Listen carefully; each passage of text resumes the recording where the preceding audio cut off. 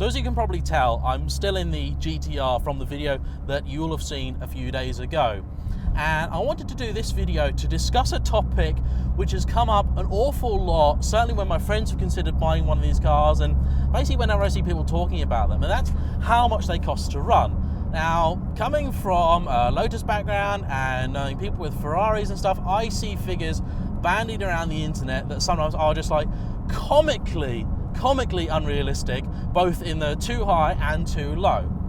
So what I can't tell you is what it's probably going to cost for you to run a GTR, but what I can do is tell you how much it cost Stuart to run his GTR over the last year and 13,000 miles. So the car was purchased with approximately 24,000 miles on the clock. Now, unfortunately, the car wasn't in perfect condition at the time, despite it coming from a dealer, not a Nissan dealer, I should point out. Now, it needed a couple of things rectifying, including the map which was on it. He was sold the car as standard. It wasn't standard at all. Somebody had put a slightly sketchy third-party map on it, and that really needed sorting. So he took it to Litchfield, very well-known, respected specialists in the field, to sort that and also perform a major service. Now, Nissan recommend every 5 years that you replace the brake pipes on these as a matter of safety, basically. As it turned out, that should have been done prior to Stuart's ownership. However, at the previous service, the owner had decided, for whatever reason, not to have that done, so that had been skipped. So that meant that the service that Stuart had was considerably more expensive than it should have been. Now, the current list price for that major 5-year service, including brake pipes, is around £1,000. Now, a few other things needed sorting with the car, including getting the map redone, which wasn't as expensive as you might think. That was a few £100s. But all told, by the time the car had its service, that was £2,000. Now, fast forward, and the next service that the car had shouldn't have been expensive either. It should have only been about £200. However, it was decided at the time that many of the oils in the car needed changing. So basically all the fluids got changed. That includes the diff and transmission oil. And they're not particularly easy to change on this. So again, what should have only been a few £100 service turned into another £1,000 service. So in the space of a year, you've got about £3,000 worth of servicing. However, the next service for this car will, provided nothing breaks, only be around £200 to £300. The service interval in this car being only around 6,000 miles or annual.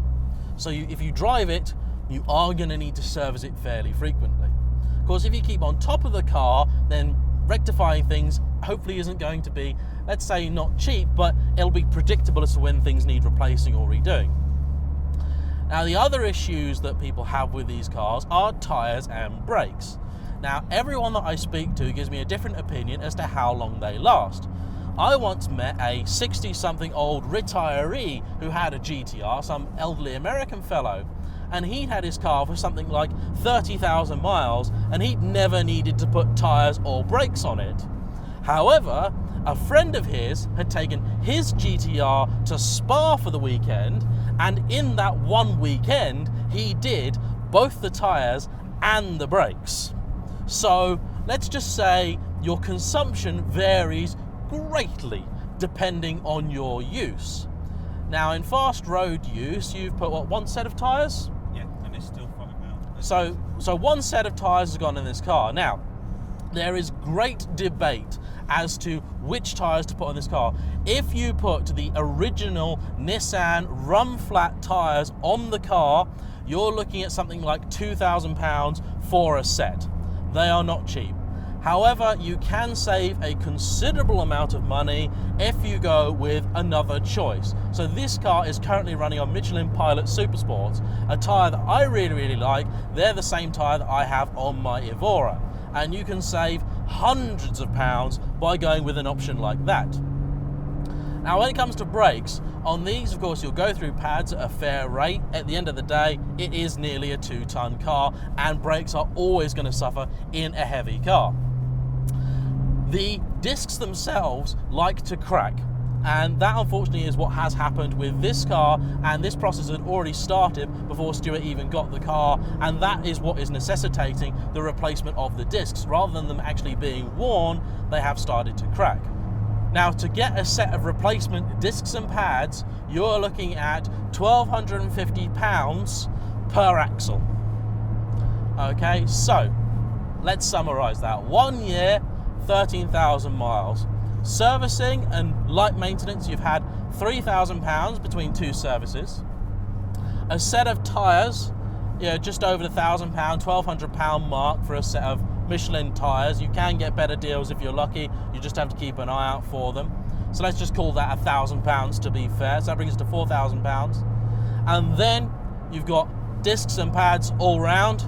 That brings you up to, near as makes no difference, £6,500 in a year. That's not great. Now that is unlucky. The fact that many of these things have come together, and this is also partly because a previous owner had obviously elected to skimp on certain servicing items, and that is very unfortunate when that happens. Stuart's been very good in making sure that these items have been rectified and sorted so that the next owner of the car hopefully won't have anywhere near as bad a time.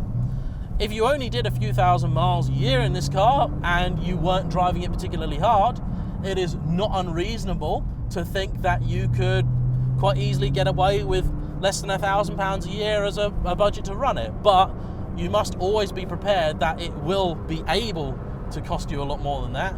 Yeah, I'm doing 55. I love this driving the countryside. People just waving at me, telling me to slow down. I'm doing about 55 miles an hour right now in a 60 limit, by the way. I love that. So there you have it. That's a rough idea as to what it might cost you if you want to buy a GTR.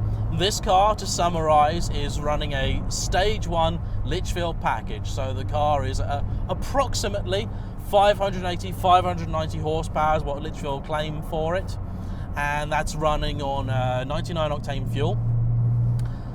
You can of course get them a lot faster, but that's the other way people tend to spend money on these cars, is by modifying.